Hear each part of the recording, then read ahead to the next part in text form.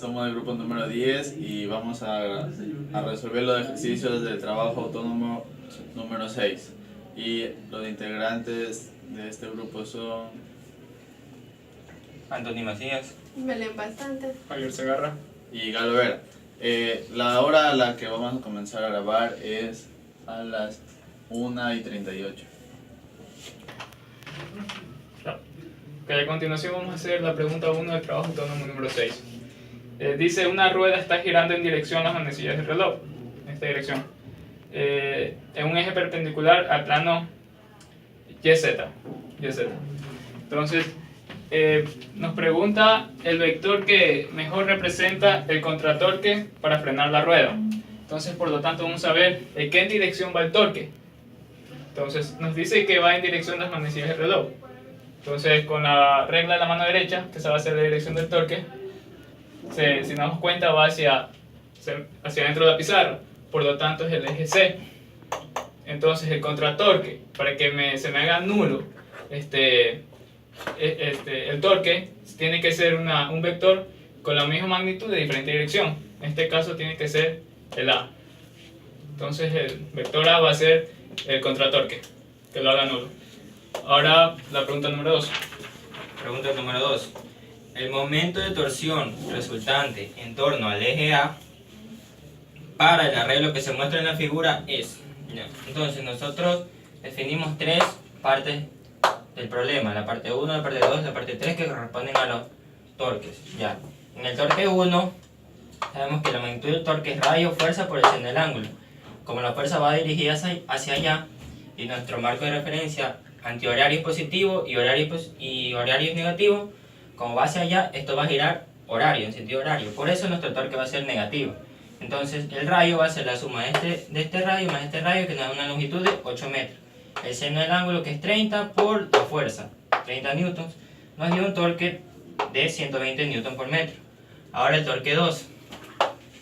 El torque 2 va dirigido hacia abajo. El eje está acá, forma un ángulo de 90. La magnitud de la fuerza es 40 y el radio con respecto a este eje de rotación es 2 metros. Entonces multiplicamos y nos da un torque de 80 newton por metro positivo, porque va en contra de la manecilla del reloj. Ahora, el estado 3. Torque es igual a 20 newtons, que es la fuerza, seno del ángulo, que es 30, y el radio, que nos dicen que es 4. Ahora nos da un total de 40 newton por metro, y como va a girar a favor de la manecilla del reloj, es negativo. Y entonces la sumatoria de torque va a ser el torque total o el torque resultante, y nos da un total de menos 80 newton. Y el signo menos nos indica que va a girar a favor de la manecilla del reloj. Okay. A continuación vamos a hacer el problema número 1, que dice, un cable ligero flexible está enrollado varias vueltas en un tambor de cilindro de 50 kilogramos, la masa, y tiene 0.12 metros de diámetro, o sea 0.06 de radio, que gira sobre un eje fijo horizontal montado en con jinetes sin fricción. Una fuerza constante de magnitud de 9 newtons tira el extremo libre del cable a lo largo de una distancia de 2 metros. El cable no resbala y hace girar el cilindro al desarrollarse. Si el cilindro estaba inicialmente en reposo, calcule su rapidez angular final y la rapidez final del cable. Entonces, tenemos los datos y podemos realizarlo mediante conservación de energía, pero debemos saber que tiene una fuerza externa, por lo tanto se debe sumar la fuerza de otras, el trabajo de otras. El trabajo de otras en este caso va a ser la única fuerza externa, que es la fuerza que jala para que se pueda desenrollar, que es de 9 newtons. Entonces recordemos que el trabajo es igual a la fuerza por la distancia en X. Entonces el trabajo va a ser la magnitud de la fuerza, que va a ser 9, por la distancia en X, que es cuando se desarrolla, que son 2 metros. Entonces el trabajo de otra va a ser igual a 18 joules, que es energía. A continuación, al momento de hacer la conservación, nos damos cuenta que en la potencial no sube ni baja, entonces se elimina. Entonces nos va a quedar que el trabajo de otras va a ser igual a un medio de la inercia del cilindro por la velocidad angular al cuadrado. Sacamos el trabajo de otras, por lo tanto lo podemos reemplazar. Nos pide la velocidad angular al final, por lo tanto despejamos esta velocidad angular. Nos va a quedar raíz de 2, raíz de la división de 2 por el trabajo de otras sobre la inercia. La inercia la sacamos acá, La inercia de un cilindro es igual a 1/2 de la masa por el radio cuadrado.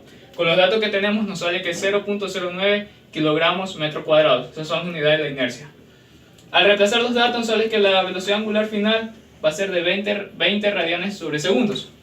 Por lo tanto, nos pide ahora la velocidad tangencial. Y recordemos que la velocidad tangencial es igual a la velocidad angular por el radio. El radio nos lo dan, que es 0.060 metros. Y eso lo multiplicamos por la velocidad angular que acabamos de sacar y nos sale que es un total de 1.2 metros sobre segundo. Primero ya. mijo. Problema 2. Desde la parte superior de un plano inclinado, parten simultáneamente desde el reposo una esfera sólida, una esfera hueca, un disco y un aro, como podemos observar en el gráfico. Todos con la misma masa m y radio r. Determinar quién llega primero a la base del plano. Y nos dan una tablita con los momentos de inercia respectivos y el coeficiente, es decir, el término que acompaña a la masa por el radio al cuadrado. Ya, ahora, aplicamos conservación de la energía. La energía inicial es igual a la energía final. Como antes todos van a tener solo energía potencial gravitacional, entonces masa por gravedad por altura es igual a la energía cinética, porque todos van a tener energía cinética al momento que lleguen, pero no van a tener energía potencial.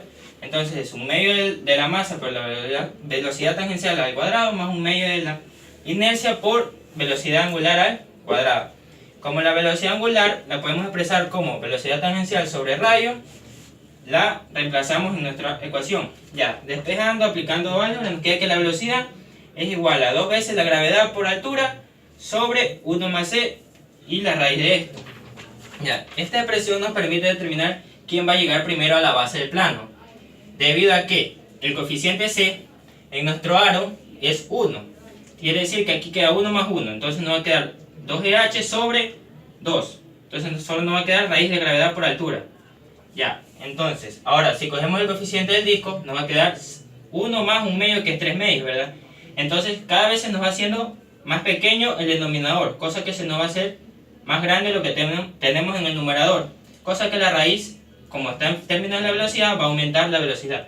Entonces el menor coeficiente de cada una de nuestras partículas va a ser el que llegue con mayor velocidad a la base del plano. ¿Quién es el que tiene menor coeficiente? Es el de la esfera sólida, porque es 2 sobre 5. Entonces si reemplazamos aquí nos va a quedar un término mayor en la velocidad a lo que llega. Por ende, la que llega más rápido a la base del plano es la esfera sólida. Ahora el problema 3 nos dice: sobre un plano horizontal está situado un cuerpo de 50 kilogramos que está unido mediante una cuerda que pasa a través de una polea de 15 kilogramos a otro cuerpo de 200 kilogramos. Sabiendo que el coeficiente de rozamiento entre el cuerpo y el plano horizontal vale 0.1, determinar la aceleración de los cuerpos, las tensiones de la cuerda y la velocidad de los cuerpos, sabiendo que el de 200 kilogramos ha descendido 2 metros partiendo desde el reposo. Entonces realizamos el diagrama de cuerpo libre de cada uno de los cuerpos. Solo va a haber fricción entre el objeto 1 con la mesa, como nos dice el ejercicio. Entonces lo realizamos por dinámica y hacemos sumatoria de fuerzas en X para el primero, igual a masa por aceleración, que tenemos la tensión, menos la fuerza. Y sumatoria de fuerzas en Y igual a 0 porque está en equilibrio, el peso menos la normal. Despejamos y reemplazamos acá y nos queda en términos de la tensión, despejamos y nos queda en términos de la masa, la aceleración y la energía y el coeficiente de rozamiento. Para el diagrama número 2, como es una polea, hacemos sumatoria de torques, que va a ser inercia por aceleración angular. Tenemos el torque 1 y el torque 2. Consideramos positivo nuestro sistema que está girando hacia acá, por ende el torque 1 de la tensión 1 va a ser negativo. Ponemos la inercia, como es un disco, la inercia de un disco es un medio de la masa por el radio al cuadrado y podemos reemplazar la aceleración angular como aceleración sobre radio. Despejamos y nos queda T2 menos T1 igual a un medio de la masa de la polea por la aceleración. Para el diagrama número 3, igual hacemos sumatoria de fuerzas en Y igual a masa 2 por aceleración y despejamos la tensión, que nos queda masa 2 por gravedad menos aceleración. Reemplazamos las ecuaciones de la tensión 1 y la tensión 2 aquí. Reemplazamos los valores de las masas que conocemos, despejamos la aceleración y nos queda 7,42. Y este valor de la aceleración podemos reemplazar tanto en la tensión 1 como en la tensión 2 porque conocemos la masa, conocemos la gravedad y nos queda que la tensión 2 es 476 newton. Y en la tensión 1 sabemos cuál es el coeficiente, que es 0.1, la masa que son 50 gramos, la gravedad y nos queda una tensión de 420 newtons. Y en el literal C nos pide calcular la velocidad cuando este bloque ha descendido 2 metros. Por mRB, velocidad final al cuadrado igual a velocidad inicial al cuadrado más 2 veces la aceleración por el delta x. Como parte del reposo nos queda esta expresión de aquí y reemplazamos la aceleración que ya la encontramos, el desplazamiento que nos dan y la velocidad es de 5,45 metros sobre segundo. Ya, a continuación el problema número 4. Dice, en un campeonato de bolos, el jugador experto Miguel Picasso lanza la bola con una velocidad inicial de 8 metros sobre segundos. La bola dice que desliza y el coeficiente de fricción cinético es igual a 0.25. Esos son los datos que nos dan y nos piden calcular el tiempo que tardará la bola en comenzar a rodar sin deslizar y qué distancia recorre hasta ese momento. Aplicamos primero sumatoria de fuerzas en X y en Y, obtenemos una ecuación para la aceleración que queda en función de la gravedad y el coeficiente de fricción cinético y lo reemplazamos aquí en la sumatoria de torcas y nos queda la aceleración angular en función también de coeficiente de fricción cinético y de la gravedad y del radio. Ya. Y aquí esas son fórmulas de cinemática y vamos a reemplazar las aceleraciones encontradas y al final despejamos el tiempo y nos da 0.93. Ese es el tiempo que va a tardar la bola en rodar sin deslizar. Como ya tenemos el tiempo, con cinemática también reemplazamos en esta fórmula aquí y nos da 6.38. Esa es la distancia que recorre la bola. 5 trata de un objeto que está colgado de una polea y este cuerpo tiene mayor masa que el de acá y su grado de inclinación es de 42. Aplicamos sumatoria de torcas para la polea y nos dicen que también tiene fricción la polea. Entonces las fuerzas que actúan sobre la polea es la fricción y la tensión de la cuerda a la que está atado el objeto. Entonces despejamos la tensión y nos queda en función de la aceleración 1,10 a más 15,29 newtons. Ya, entonces volvemos a aplicar sumatoria de torques y encontramos F, que nos queda 1/2 de la masa del objeto por la aceleración. Y a continuación hacemos sumatoria de fuerza en X del objeto y reemplazamos el valor de la fuerza que encontramos aquí y lo reemplazamos aquí. Entonces encontramos la aceleración, que es 1.81. Y teniendo la aceleración, la reemplazamos en una fórmula de cinemática y nos da el valor de la velocidad final del bloque, que es 3,295 metros sobre segundo. Y como ya tenemos todos los datos, si queremos la tensión podemos hallarla reemplazando la aceleración en la fórmula que hallamos aquí y nos da 17.28 minutos. Ya hemos concluido el trabajo autónomo 6 y podemos observar que son las 1:23 minutos. Muchas gracias.